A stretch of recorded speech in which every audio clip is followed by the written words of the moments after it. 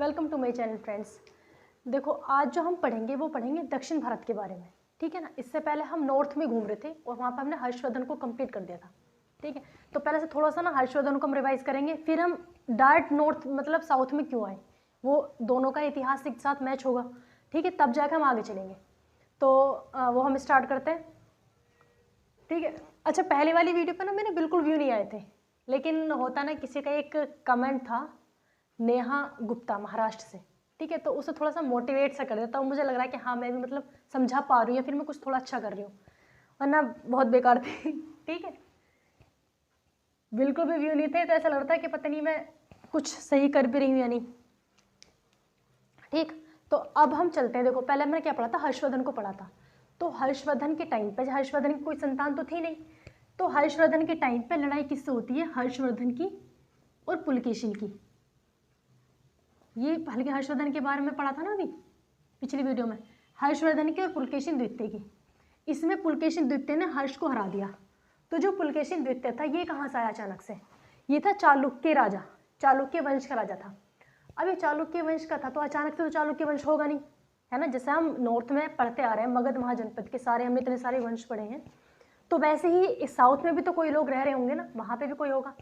तो हमने नॉर्थ में पूरा सीक्वेंस से पढ़ा, और ये कहाँ का था, ये था दक्षिण भारत का राजा, चालुक्य वंश दक्षिण भारत में था। तो अब हम दक्षिण भारत को स्टार्टिंग से पढ़ेंगे, फिर जब स्टेज पर आ जाएंगे हम किसके, पुलकेशिन द्वितीय, चालुक्य वंश पढ़ेंगे फिर पुलकेशिन द्वितीय आ जाएगा। तो पुलकेशिन की लड़ाई किससे होगी, हर्षवर्धन से। तो उत्तर भारत का इतिहास और दक्षिण भारत का इतिहास मैच, ठीक है ना। फिर वहां से आगे बढ़ेंगे, क्लियर। तो अब हम पढ़ेंगे कौन सा, संगम काल, ठीक है ना, संगम काल के बारे में।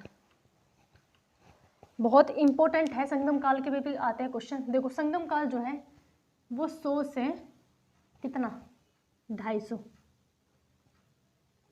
ईस्वी, ठीक है, 100 से 250 ईस्वी के बीच में संगम काल कहा गया। संगम काल इसको क्यों कहा गया, संगम का मतलब होता नहीं, आप खुद भी समझ रहे हो कि एक दूसरे से मिलन होना, ठीक है, संगम होना किसी का, समझ गए। तो संगम जो थे ये इस टाइम पीरियड के अंदर पांड राजाओं ने, ठीक है ना, पांडिक वंश का नाम है, पांड राजाओं ने 3 संगम कराए। 3 संगम का मतलब जो जितने भी उस टाइम पे जो बहुत महान महान कवि होते थे, राजाओं को बुलाते थे, राजा अपने साथ, उनके जो दरबारी कवि होते थे उस टाइम पे ना सभी के, वो अपने साथ दरबारी कवियों को लेकर आते थे, और बहुत लंबे टाइम तक, ठीक है, बहुत लंबे टाइम तक, कम से कम 1 महीना 2 महीना 3 महीना, बहुत लंबे टाइम तक उन कवियों का सम्मेलन चलता था। मतलब उसमें कई कई किताबें लिखी जाती थी। तो सोचो एक किताब एक दिन में तो लिखी नहीं जाएगी, किताबें लिखी जाती थी, बहुत मतलब साहित्य के लिए होता था ये, साहित्य के, तमिल साहित्य के बढ़ावे के लिए, ठीक है ना। तो ये 3 संगम थे। संगम काल में कितने संगम थे, 3 संगम थे। इन तीनों संगम को ही पांड राजाओं ने कराया था, ठीक है, इन तीनों संगम को ही पांड राजाओं ने कराया था।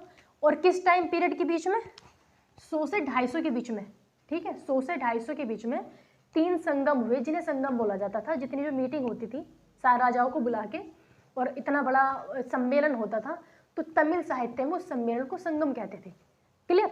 तो इस संगम, ये जो संगम होते थे ये इस टाइम पीरियड के बीच में हुए, तो ये काल हो गया, एक टाइम पीरियड होगा, तो इस टाइम पीरियड को ही संगम काल कहते थे, ठीक, क्लियर। तो इस संगम काल में जो 3 संगम थे, ये तीनों संगम किसने कराए थे, पांड्य राजाओं ने कराए थे।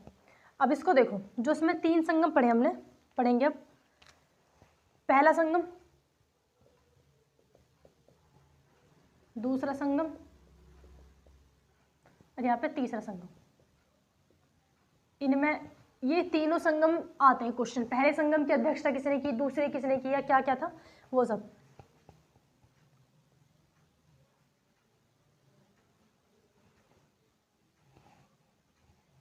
दस तो छोड़ो, देखो अब हम जो चल रहे हैं, हम चल रहे हैं इस वाले एरिया में, अब हम साउथ का पढ़ेंगे यहाँ का, ठीक है। अब तुम थोड़ा सा देखो कि इसमें जो संगम है, हम जो संगम पढ़ रहे हैं उसमें 3 संगम हुए, तीनों किसने करे, पांड राजाओं ने।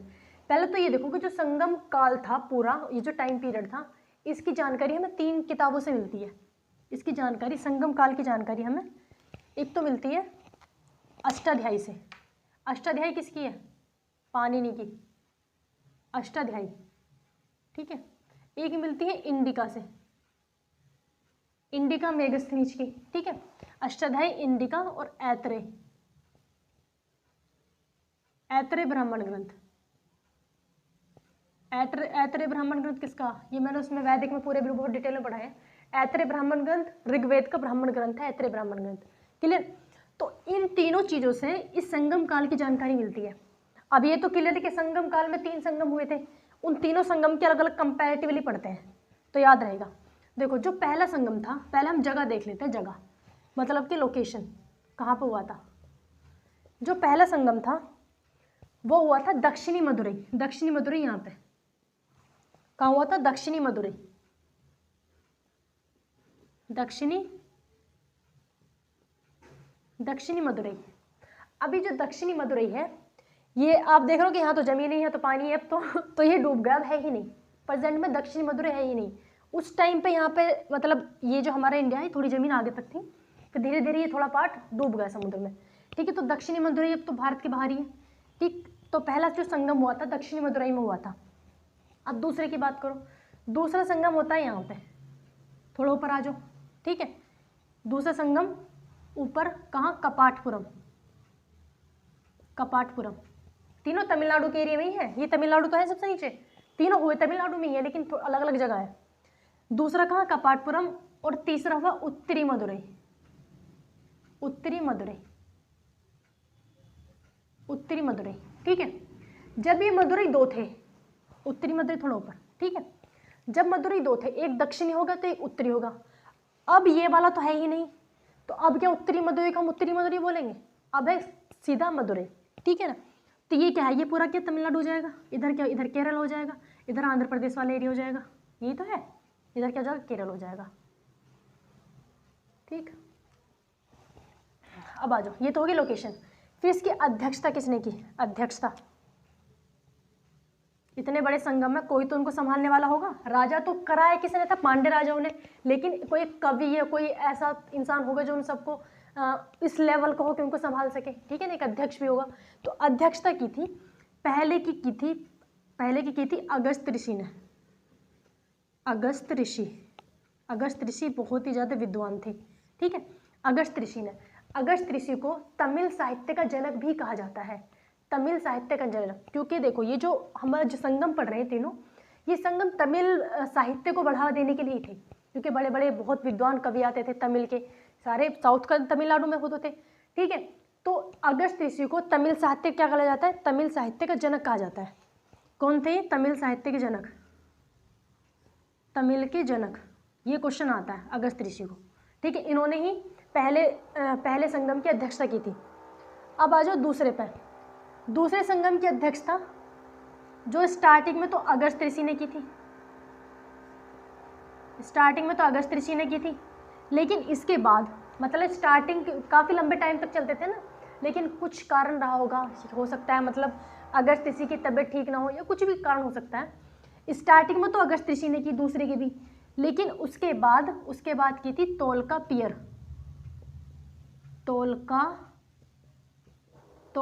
ने। ठीक है ना, इसके बाद अध्यक्षता किसने की थी, तोलकापियर। तो इन 2 लोगों ने अध्यक्षता की थी। हाँ, तो फिर इसके बाद ना तीसरे संगम की अध्यक्षता की थी नक्कियर ने। ठीक है, अब इसमें जितना हमने पढ़ा अब तक, जैसे यहाँ पर अगस्त ऋषि, इसमें अध्यक्षता किसने, 2 ने की। लेकिन इसका हमें पता कैसे चला कि तीनों जो हमारे बने, तीनों जो संगम हुए थे, इनका पता कैसे चला, इनका पता चला तोलकापियम से। तोलकापियम, ठीक है, तोलकापियम एक किताब थी व्याकरण, ठीक है, किसकी, तोलकापियर की किताब थी तोलकापियम। इन्होंने लिखा था कि हम यहाँ पे एक संगम हो रहा है, जो भी ये सब चीज़ें, और इसी किताब से पता चला कि एक संगम पहले भी हो चुका है और एक संगम बाद में भी हुआ। ये सब टोटल ना मतलब इसी किताब से पता चला। तो एक किताब बहुत टाइम में जाके लिखी गई थी, तो तोलकापियम किताब से पता चला इन संगम के बारे में। ठीक, अब देखते हैं इन संगम में कितने राजाओं ने भाग लिया। पहले संगम में आए थे 89 राजा। ठीक है, पहले संगम में 89, दूसरे में 59 और तीसरे में 49। ठीक, धीरे धीरे फिर मतलब होता ना कि किस चीज़ का क्रेज सा खत्म हो जाता है तो वही यहाँ पर इनका क्रेज खत्म हो गया फिर। तो पहले संगम में 89 राजा थे, उसके बाद थे 59, उसके बाद 49। ठीक, तो ये क्लियर। पहला हुआ दक्षिणी मदुरा, दूसरा कपाटपुरम और तीसरा उत्तरी मदुरा। पहले की अध्यक्षता अगस्त ऋषि, दूसरे की अध्यक्षता की थी अगस्त ऋषि ने, उसके बाद फिर की तोलकापियर ने, उसमें तोलकापियर ने तोलकापियम किताब लिखी। उसके बाद तीसरे जो आती है उसको की अध्यक्षता नक्कियर ने। ठीक, इसमें 49 राजाओं ने भाग लिया और ये कहाँ हुआ, उत्तरी मदुरा में। इतना क्लियर है। अब आगे चलते हैं। हाँ, ये तमिल के जनक तो हो गया अगस्त ऋषि, ये बहुत इंपॉर्टेंट है। ठीक, अब आगे चलो।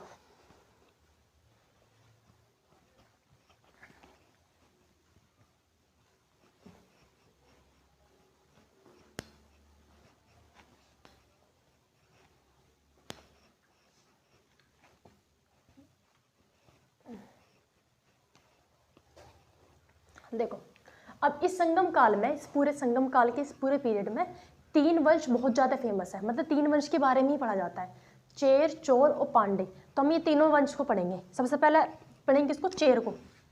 ठीक है, संगम काल के 3 वंश, चेर, पांडे और चोल। ठीक है, इस बार पहले हम पढ़ रहे हैं किसको, चेर को। राइट, अब देखो चेर जो थे, अभी जैसे हमने देखा था ना केरल वाले में चेर थे। थोड़ा छोटा सा नक्शा बना लो पहले।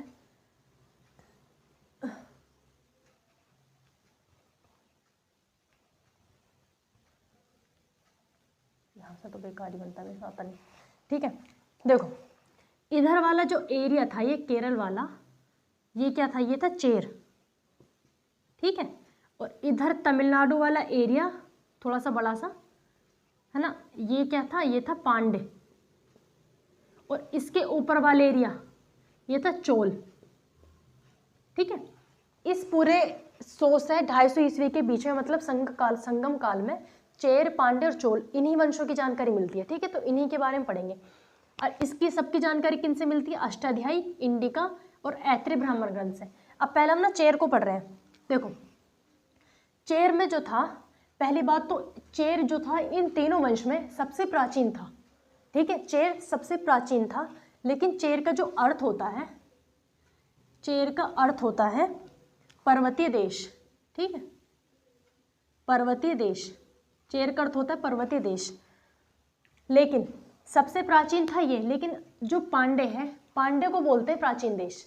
मतलब समझो, देखो चेर तो है, रियल में सबसे प्राचीन देश क्या है, चेर है। लेकिन चेर का अर्थ क्या है, पर्वतीय देश। और पांडे का अर्थ प्राचीन देश है, लेकिन वो सबसे प्राचीन है नहीं। ठीक है, थोड़ा सा इसको समझो। तो चेर का अर्थ हो गया पर्वतीय देश, और ये क्या है, सबसे प्राचीन है, सबसे प्राचीन वंश। क्लियर। अब इसका जो चिन्ह था, उस टाइम पे होते थे ना झंडे, झंडे के ऊपर एक चिन्ह होता था। जैसे बाहुबली में जितने भी राजा महाराजा की मूवी होती है उनमें वहाँ पर देखा होगा कि मराठाओं का वो पताका, सबके एक मतलब साइन होता है, एक चिन्ह होता है। जैसे अब हमारा क्या है, अशोक चिन्ह इंडिया का, वैसे ही इनका जो चिन्ह था, इनका चिन्ह था धनुष। इनके चिन्ह था धनुष। देखो ऐसे याद कर सकते हो कि ये धनुष है, मतलब लंबा सा है। केरल, तो केरल को ही चेर बोलते थे, तो धनुष जैसा है। और दूसरा ये इधर मालाबार तटन, तो मालाबार युद्ध अभ्यास भी होता ना, तो युद्ध में तो धनुष मतलब किसी हथियार की यूज़ करेंगे, तो मालाबार से भी याद कर सकते हो कि मालाबार तट पे है चेर। ठीक है, अब आ जाओ आगे। तो चिन्ह क्या है, धनुष। और इसकी राजधानी है इसकी वज्जी कह सकते हैं, फिर करूर, वज्जी या करूर। और इसकी जो जानकारी मिलती है चेर की मिलती जानकारी, एक तो मिलती है ऐत्रेय ब्राह्मण ग्रंथ से। मैंने कहा ना कि संगम काल की जो जानकारी है तीनों, एक तो मिलेगी अष्टाध्यायी से, इंडिका से और ऐत्रेय ब्राह्मण ग्रंथ से। तो उसमें भी अलग अलग है ना, तो पर्टिकुलर चेर की जो जानकारी मिलती है वो मिलती है ऐत्रेय ब्राह्मण ग्रंथ से।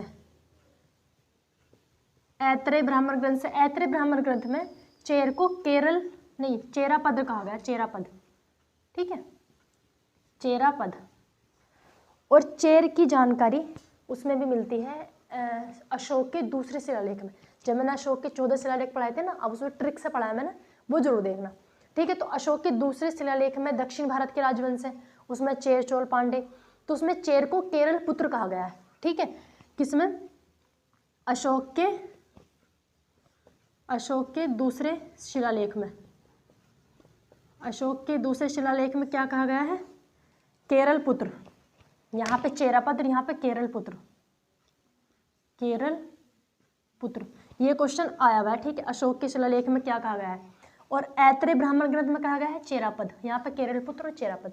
इतना क्लियर। अब देखते हैं इसके मतलब राजा वगैरह कैसे थे। ये तो स्टार्टिंग ही होगी जानकारी। राजधानी हो गई, अर्थ हो गया, ये क्या है इसकी राजधानी, राजधानी, इसका अर्थ क्या होता है, चिन्ह क्या था, राजधानी क्या थी, ठीक। अब देखते हैं इसके राजा। चेर का जो सबसे बेहतरीन राजा कहा गया है वो कहा गया है शेनगुटवन को, लेकिन इसका जो संस्थापक था, जो पहला राजा था, प्रथम शासक का नाम था उदयन जरेल। ये तमिलनाडु की साइड में है, साउथ का तो आपको लैंग्वेज में थोड़ा ऐसे ही लगेगा, नाम ऐसे ही होंगे यहाँ पे, ठीक है। जो उदयन जरेल था, उदयन जरेल के बारे में कहा जाता है कि इसने महाभारत में जो योद्धा लड़े थे उन योद्धाओं को खाना खिलाया था, ठीक है। महाभारत में लड़े योद्धाओं को भोज कराया था। तो ऐसा सिर्फ कहा जाता है, क्योंकि अब खुद सोचो, ये जो टाइम पीरियड चल रहा है 100 से 250 ईस्वी, इसी के बीच में होंगे चेर भी। तो ऐसा क्या पॉसिबल है कि उन महाभारत के योद्धाओं को खाना खिलाया होगा? ऐसा हो सकता है कि मतलब उनके पूर्वज ने महाभारत का युद्ध लड़ा था। तो ऐसा कहा जाता है कि उदयन जरेल ने इसको महाभारत के योद्धा को खाना खिलाया था, महाभारत के योद्धा को क्या कराया था, भोज, खाना खिलाया था। क्लियर। अब इसके बाद जो सबसे बेहतरीन राजा आता है, इसका अगला शासक, उसका नाम है शेनगुटवन के नाम से एक ही बात पूछी जाती है जो चेर में सबसे ज्यादा पूछी जाती है, वो है कणगी पूजा, ठीक है।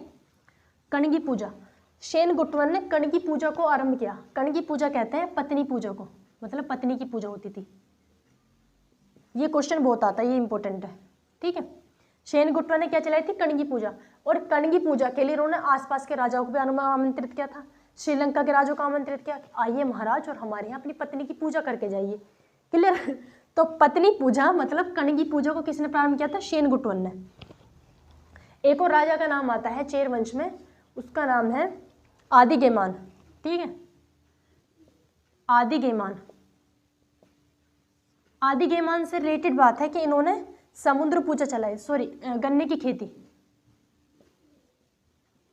खेती पहली बार भारत में जो गन्ने की खेती कराई थी वो आदिगेमान के टाइम पे हुई थी।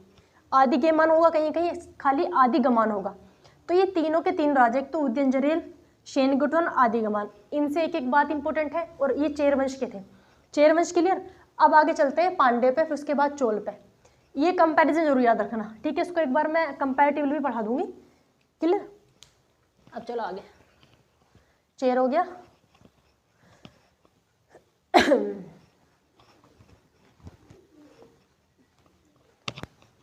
अब किसका नंबर आता है, पांडे का। पांडे मतलब तमिलनाडु, ठीक है। अब पढ़ेंगे किसको, पांडे वंश को। पांडे वंश, इसको हाथ मिटा दो, ठीक। अब पढ़ेंगे पांडे वंश के बारे में। देखो, पांड का जो अर्थ होता है, मैंने अभी आपको बताया था कि पांड का जो अर्थ है, पांड का अर्थ है प्राचीन देश। पांडे का अर्थ क्या है, प्राचीन देश है। तो क्या ये प्राचीन देश था? प्राचीन नहीं था। प्राचीन क्या था, चेर था, सबसे प्राचीन चेर था। लेकिन चेर का अर्थ क्या है, ठीक, सबसे प्राचीन चेर था, लेकिन चेर का अर्थ क्या है, पर्वतीय देश। और जो पांडे का अर्थ क्या है, प्राचीन देश। अब इसका चिन्ह देख लेते हैं।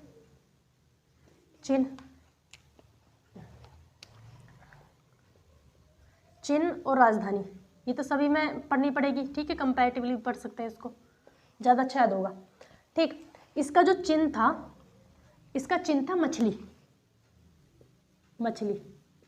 ठीक है, क्योंकि इस तरफ यहाँ पे सारा समुद्री है।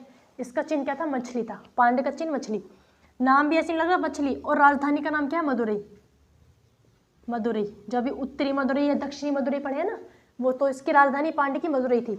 पांडे ने ही कराए थे तीनों के तीनों संगम। तो सोचो, पांडे जो थे वो इकोनॉमिकली बहुत अच्छे होंगे, इनकी आमदनी बहुत अच्छी होगी, क्योंकि जितने भी थे चेर, चोल, पांडे, इन तीनों में सबसे बेहतरीन जो अर्थव्यवस्था थी वो पांडे की थी। क्योंकि इतना अंदाजा लगाया जा सकता है कि तीनों जो संगम थे पांडे ने कराए थे। सोचो, इतने राजाओं को अगर 89 राजा आ रहे हैं तो आम इंसान तो है नहीं, क्यों ना ऐसे भी किसी भी कोने में बिठा दो। उनके लिए क्या इंतजाम क्या होगा या फिर कितना पैसा खर्च होगा इतने लंबे टाइम तक। ठीक है, तो पांड की जो इकोनॉमी थी बहुत अच्छी थी उस टाइम पे। और राजधानी क्या थी? मदुरई। मदुरई को त्योहारों का शहर भी कहते हैं, त्योहारों का शहर। ठीक है, ये क्वेश्चन भी आता है, मदुरई को त्योहारों शहर के नाम से जाना जाता है आज भी। और मीनाक्षी मंदिर मदुरई में है। मीनाक्षी मंदिर बहुत पूछा जाता है, कहाँ पे?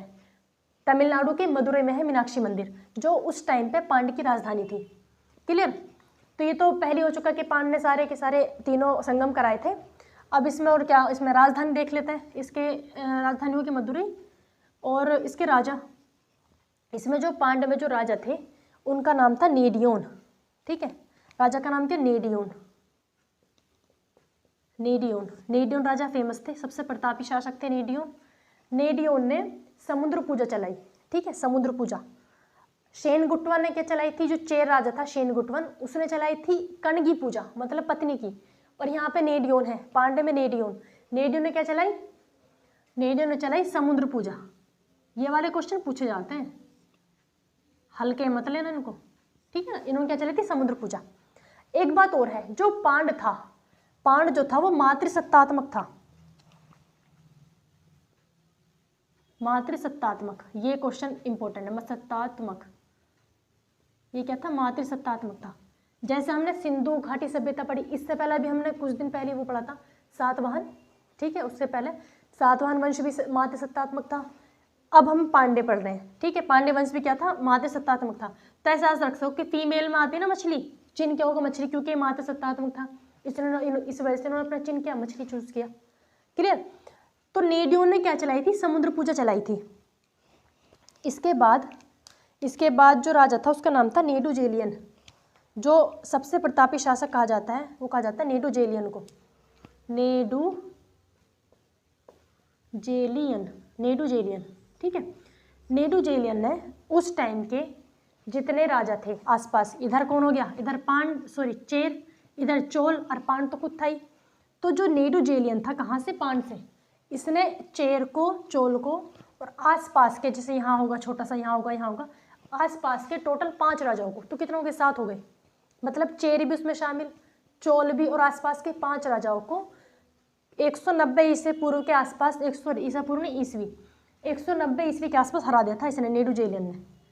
किसको? चेर, पांड और प्लस 5 अन्य राजा, इन सबको नेडुजेलियन ने एक साथ हराया था। तो सोचो उस टाइम पे ना पांडव की शक्ति क्या होगी। ठीक, लेकिन 250 ईस्वी मतलब यहाँ तक आते आते ये पांडवंश खुद से ही सब खत्म हो गया, क्योंकि और ज़्यादा कोई अच्छा राजा बना नहीं। तो नेडुजेलियन इतना प्रतापी शासक था। और इसका जो ये पांड जो था, ये मोतियों के लिए बहुत फेमस था। ठीक है ना, मोतियों के लिए, क्यों? मोतियों के लिए स्पेशली मदुरई मोतियों के लिए फेमस था। किसके लिए फेमस था? ये मोतियों के लिए। और मोतियों का व्यापार ये बहुत दूर तक करते थे। ठीक है, मोतियों के व्यापार ये बहुत दूर तक करते थे। लगभग ये कहाँ तक करते थे? रोम तक। मोतियों का व्यापार ये रोम तक करते थे। ठीक है ना, तो पांड राजा ये किस वजह से फेमस था? मोतियों के लिए फेमस था। और ये व्यापार कहाँ तक करते थे? रोम तक। ठीक है, व्यापार कहाँ तक करते थे? रोम तक व्यापार था इनका, रोम तक व्यापार। और रोम के जो शासक का नाम था आगस्टस। ठीक है, रोम के शासक, रोम का जो राजा था उसका नाम था आगस्टस। आगस्टस के दरबार में पांड राजा ने, पांड राजा ने अपना दूत भेजा था। ठीक है, तो अगस्टस, जो अभी अगस्त महीना है ना, वो आगस्टस के नाम से ही है। क्लियर? अगस्त महीना आगस्टस के नाम से है। आगस्टस कौन था? रोम का राजा था। तो पांड शासकों ने रोम के राजा के दरबार में, आगस्टस के दरबार में अपना दूत भेजा था। मतलब इनका जो व्यापार था उतनी दूर तक फैला हुआ था। क्लियर? अब देखो, जो हम पढ़ रहे हैं कि रोम से व्यापार होता था, तो रोम से जो व्यापार होता था सबसे ज्यादा होता था यहाँ से, मतलब क्या बोलेंगे आप इसको? पौंडीचेरी। ठीक है, तो इसने जो सबसे ज्यादा व्यापार किया कहाँ से किया था? पौंडीचेरी से। पौंडीचेरी, ठीक है, जो तमिलनाडु में पौंडीचेरी 3 है ना, जो तमिलनाडु में पौंडीचेरी है, वहां से व्यापार किया था। पौंडीचेरी को उस टाइम पे अरिकमेडु कहते थे, अरिकमेडु। ठीक है, ये क्वेश्चन आया हुआ है कि पौंडीचेरी का प्राचीन नाम क्या था। तो पौंडीचेरी का प्राचीनतम नाम क्या था? अरिकमेडु था। तो रोम से जो सबसे ज़्यादा व्यापार होता था वो अरिकमेडु से ही होता था। ये क्लियर? ये किसका हो गया? पांड्य का। अब सिर्फ चोल बचा है, फिर थोड़ा सा इनमें कंपैरिजन और इनका आगे साहित्य वगैरह कैसा था तमिल का वो देखते हैं। राजा बस ज़्यादा पढ़ने की जरूरत नहीं, जितना ये है ना सिर्फ इतना ही बहुत है, इससे अलग क्वेश्चन नहीं आते।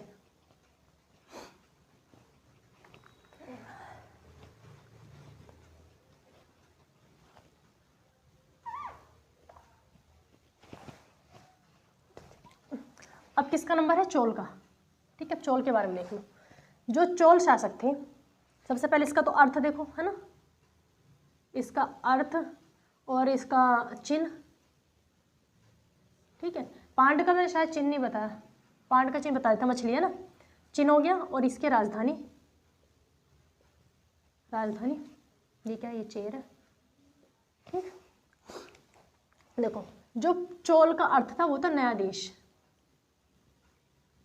चोल का जो अर्थ होता है वो होता है नया देश। इसका चिन्ह था बाघ। ठीक है, और राजधानी थी उरैयूर।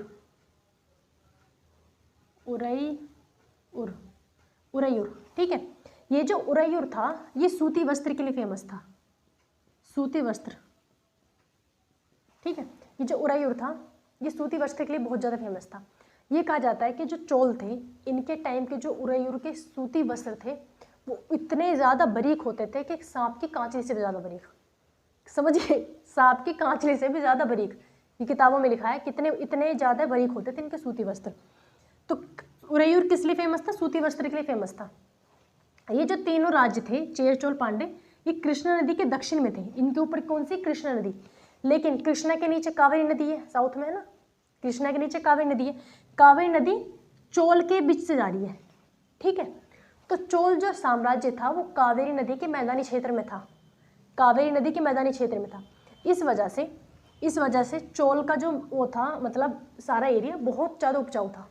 चोलों का एरिया इतना ज़्यादा उपजाऊ था कि कहा जाता है कि अगर जितने एरिया में हाथी बैठता है, मान लीजिए इतने एरिया में हाथी बैठता है, ठीक है, हाथी के बैठने की जगह जितने एरिया में हाथी बैठता है उस एरिया पर इतनी फसल उगाई जा सकती है कि 7 आदमी का पेट भर सके 1 साल तक। ठीक है, सोचो कितनी ज़्यादा उपजाऊ जमीन होगी। 1 साल तक 7 आदमी इतनी सी जमीन में अनाज उगा कर अपना पेट भर सकते हैं, इतना ज़्यादा जमीन उपजाऊ थी। किस वजह से? क्योंकि कावेरी नदी के मैदानी क्षेत्र में था। ठीक है, कावेरी नदी के मैदानी क्षेत्र में कौन सा था? चोल। और सूती वस्त्र की फेमस क्या थी? उरैयूर, इसकी राजधानी। ठीक है, अब आ जाते हैं इसके राजा के बारे में। जो चोल का एक आध राजा है, सबसे बेहतरीन राजा कौन सा था? करिकाल। क्या था? करिकाल जो था वो सबसे प्रतापी शासक था। ठीक है ना, सबसे प्रतापी शासक था करिकाल ने श्रीलंका जाकर, ठीक है, इसके नीचे यहाँ श्रीलंका होगा ना, तो यहाँ से इजीली श्रीलंका आ सकते हैं, तो यहाँ से आया होगा श्रीलंका। ठीक है, करिकाल ने श्रीलंका पर आक्रमण किया और श्रीलंका को पूरे को जीत लिया। ठीक है, पूरे श्रीलंका पर किसको जीता इसने? श्रीलंका को जीता। ठीक है, और श्रीलंका से 10,000 कैदी पकड़ के लेकर आए। सोचो 10,000 कैदी पकड़ के लेकर आया, और उन 10,000 कैदियों से करिकाल ने चोल में कावेरी नदी पर क्या बनवाया? बांध बनवाया। उन 10,000 लोगों से बांध बनवाया, किस पर? कावेरी नदी पर। इस बांध को ग्रैंड कहते हैं, ग्रैंड बांध। जैसे ग्रैंड ट्रंक रोड है ना, पहला जीटी रोड, वैसे इसको क्या बोलते हैं? ग्रैंड बांध बोलते हैं। बहुत ही बड़ा है, 160 किलोमीटर लगभग। तो ये भारत का पहला बांध था जो किसने बनवाया था? करिकाल ने बनवाया था। तो जो कब की बात होगी? 190 के आसपास की। ठीक है ना, तो चोल ने, ये करिकाल क्या था? एक चोल राजा था, और इसने श्रीलंका पर आक्रमण करके वहां से 13 लोगों को पकड़ के लेकर आया, और कावेरी का किस पे? कावेरी नदी पर। कावेरी नदी तो थी इनके बीच में। ठीक है, बांध बनवाया, और इसने कावेरी नदी पर ही एक बंदरगाह बनवाया, उसका नाम है कावेरीपत्तनम। कावेरीपत्तनम क्या है? बंदरगाह है, वो भी करिकाल ने बनवाया। ठीक, कावेरीपत्तनम बंदरगाह भी करिकाल ने बनवाया। चोल इन तीनों में जो आपने पढ़े हैं, फिर लगभग 5th सेंचुरी, मतलब 5वीं सदी आते आते चेर चोल पांडे तीनों ही खत्म हो गए। तो इस करिकाल में, मतलब जितने भी आपने चोल के बारे में पढ़ा है, यहाँ पे जब 5वीं सदी आने पर चोल खत्म हो गए, तो फिर चोलों का जो दोबारा से एक बार आप फिर से चोल पढ़ेंगे। ठीक है, जब धीरे धीरे खत्म होगी, बिल्कुल परमानेंटली खत्म नहीं हुए, इन्होंने अपना जीवन सामंत के रूप में बिता दिया और वो लगभग 200 साल का गैप था, ठीक है ना, लगभग 200 साल का उन्होंने इंतजार किया अपनी दोबारा से साम्राज्य लाने के लिए, ठीक है। तो चोल का फिर से पढ़ोगे, वो दोबारा से 200 साल बाद आप चोल फिर से पढ़ोगे, ठीक है। तो ये तो हो गया क्लियर कि चेर चोल पांडे हमने पूरा पढ़ लिया। अब देखते हैं हम इनका, इसमें एक राजा और है चोल में, एलारा, ठीक है, उसका भी नाम आता है बट ज़्यादा इंपॉर्टेंट नहीं है। अब देखते हैं कि इनका जो संगम साहित्य में, इसमें साहित्य के बारे में, संगम साहित्य, संगम काल के ऊपर जो साहित्य थे, संगम साहित्य, ठीक है। संगम साहित्य में आपने एक तो तोलकाप्पियम, तोलकाप्पियम तो अभी पढ़ी ली, तोलकाप्पियर की, तोलकाप्पियम, ठीक है, एक एक किताब लिखी गई, सारा तमिल में होता थी, तमिल भाषा इधर है तो तमिल साहित्य ही है, ठीक है ना। संगम साहित्य मतलब तमिल साहित्य। एक तोलकाप्पियम हो गई, एक किताब का नाम आता है शिलप्पादिकारम, ठीक है। एक तो तोलकाप्पियम, एक शिलप्पादिकारम, पहले तिरुक्कुराल पढ़ लो, तिरुक्कुराल, ठीक है। ये जो तिरुक्कुराल है इसको खाली कुराल भी कहा जाता है, इसको कुराल भी कहा जाता है, ठीक है, कुराल।